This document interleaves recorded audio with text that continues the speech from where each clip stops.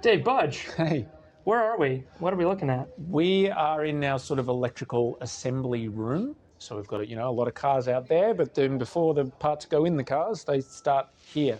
And ideally, we bench test, building small components, and eventually that grows into building a whole EV system like what we're looking at here, which perhaps is not understandable at first glance.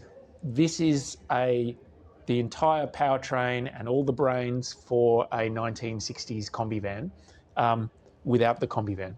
So this is an unwrapped Kombi. It's an unwrapped Kombi. So if you imagine you're standing at the back of the Kombi now, if you open the boot, you would see this, and the radiator's sitting here. So this is the original engine bay of the Kombi. This is all built around a subframe.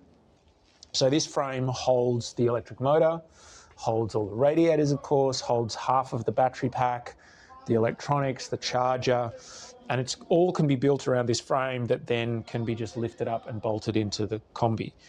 Then that connects, though, because it's only half the battery, it connects to the other half of the battery through the electrics and the cooling, and this part sits under the belly of the Kombi. So it has sort of structural rails, and this squeezes in between, and it ends up only being like 10 millimeters lower.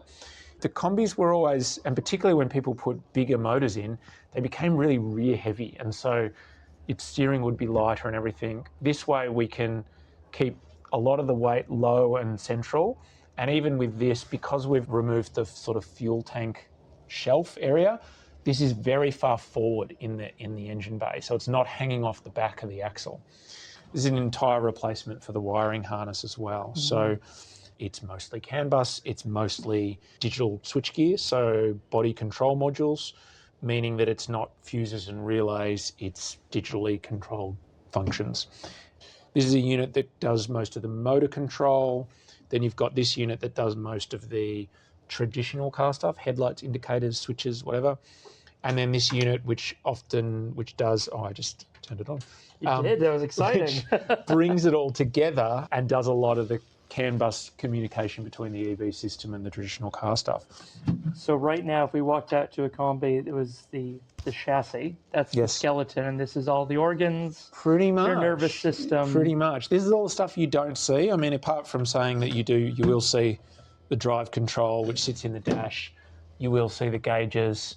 Understanding that it's failed because it's not really in a car yet.